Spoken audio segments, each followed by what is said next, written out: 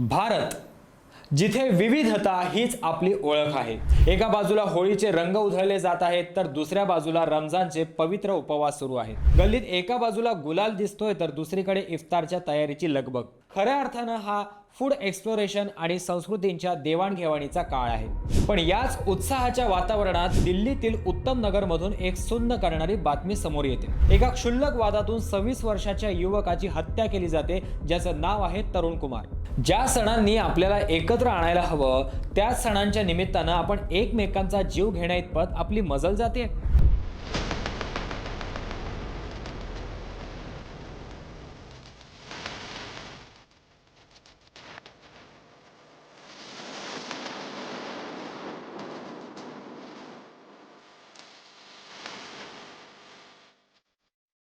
या जवान बच्चा मार दिया जी उन्होंने, अब क्या कर सकते हैं हम। एक एक व्यक्ति को चुन करके माँ को मारा, पिता को मारा, बच्चों को मारा, चाचा को मारा, ताऊ को मारा। होळीच्या दिवशी एका लहान मुलीनं चुकून फेकलेला पाण्याचा फुगा एका महिलेला लागला।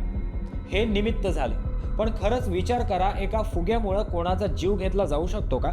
नक्कीच नाही। हा राग त्या फुग्याबद्दल नव्हता, तर हा राग आपल्या मनात वर्षानुवर्षे पेरलेल्या द्वेषाचा किंवा अहंकाराचा स्फोट होता। रात्रीच्या अंधारात जेव्हा जमावानं तरुणवर हल्ला केला, तेव्हा त्यांनी फक्त एका माणसाला मारलं नाही, तर त्या एकतेच्या भावनेलाही जखमी केलं। आपल्या भारत देशामध्ये विविधतेत एकता ही ओळ केवळ फक्त पुस्तकांपुरती मर्यादित राहिली आहे का? एका बाजूला आपण एकमेकांच्या सणांना शुभेच्छा देतो, शिरखुर्मा आणि पुरणपोळीचा आस्वाद घेतो, पण दुसरीकडे सणांच्याच काळात आमचा सण मोठा की तुमचा, किंवा आमच्या भागात असं कसं झालं, यावरून हिंसेचे प्रकार वाढले आहेत। सणांचा मूळ उद्देश जो आनंद आणि प्रेम होता, तो कुठेतरी हरवलाय आणि त्याची जागा आता शक्ती प्रदर्शनाने घेतली आहे। सण हे फक्त निमित्त ठरतात, पण मूळ कारण असतं ते म्हणजे सहिष्णुतेचा अंत।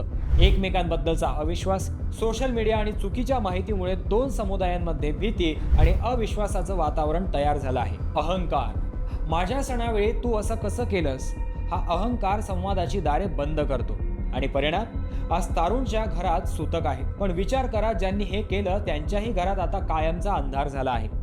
एका क्षणाच्या रागाने दोन समाज आणि अनेक कुटुंबे उद्ध्वस्त झाली आहेत। जेव्हा आपण म्हणतो की भारत हा एकतेचा देश आहे, तेव्हा त्या एकतेची परीक्षा अशाच कठीण काळात असते। सण एकत्र येण्यासाठी असतात, पण आज परिस्थिती अशी आहे की सण आले की पोलीस बंदोबस्त वाढवावा लागतो। ही आपली प्रगती आहे की अधोगती? एका लहान मुलीची चूक सुधारण्याऐवजी एका तरुणाचा बळी घेण्यापर्यंत आपली मजल जाते, हे आपल्या समाजाचे सर्वात मोठे अपयश आहे। रंगांनी मनं जोडली पाहिजेत, रक्ताने रस्ते माखले नाही पाहिजेत। तरुणाची हत्या ही केवळ एका कुटुंबाची हानी नाहीये, तर ती आपल्या संस्कृतीला लागलेली काळिमा आहे। जर आपल्याला खरोखर विविधतेत एकता टिकवायची असेल, तर सर्वात आधी आपल्या मनातील हिंसेची भावना काढून टाकावी लागेल। तुम्हाला काय वाटतंय?